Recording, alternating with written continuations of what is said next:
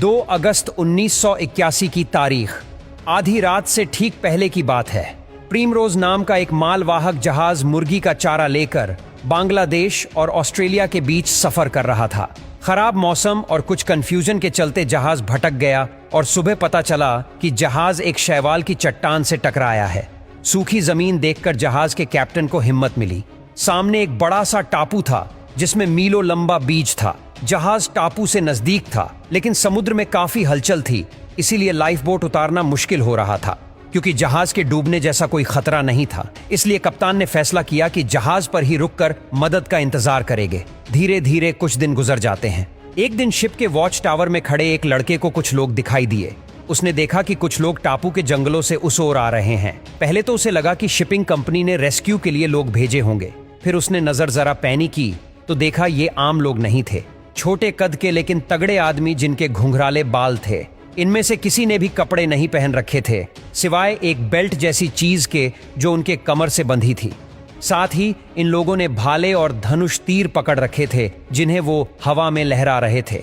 उसी वक्त वहां से कोसों दूर हांगकांग में रीजेंट शिपिंग कंपनी के ऑफिस में फोन की घंटी बजी। फोन उठा। सामने से कप्तान की कांपती हुई आवाज आई। 50 के आसपास जंगली लोग लकड़ी की नाव से जहाज पर हमला करने आ रहे हैं। शाम तक ये शिप पर चढ़ जाएंगे, कोई नहीं बचेगा। जल्दी हेलीकॉप्टर भेजकर हथियार गिराओ। इस बातचीत से ऐसा लग रहा था मानो 18वीं सदी का कोल 20वीं सदी को आ गया हो। लेकिन इसका कारण भी था।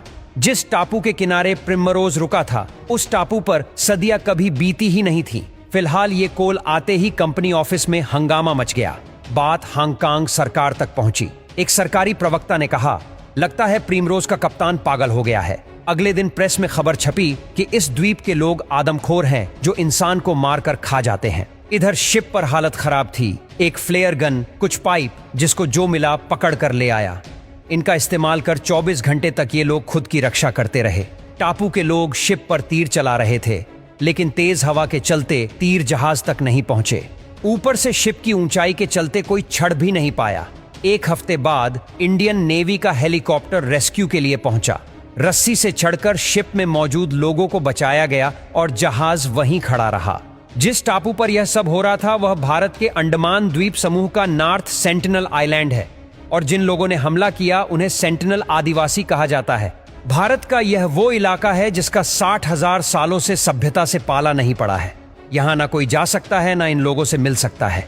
यह लोग आग जलाना नहीं जानते, बल्कि बिजली गिरने पर चिंगारी को संभाल कर रखते हैं और उसी से काम चलाते हैं। ये लोग खेती नहीं करते, बल्कि आदिमानव की तरह शिकार और खाना इकट्ठा करते हैं। सरकार की तरफ से यहाँ जाने पर पाबंदी है और यह लोग भी नहीं चाहते कि इनसे कांटेक्ट किया जाए।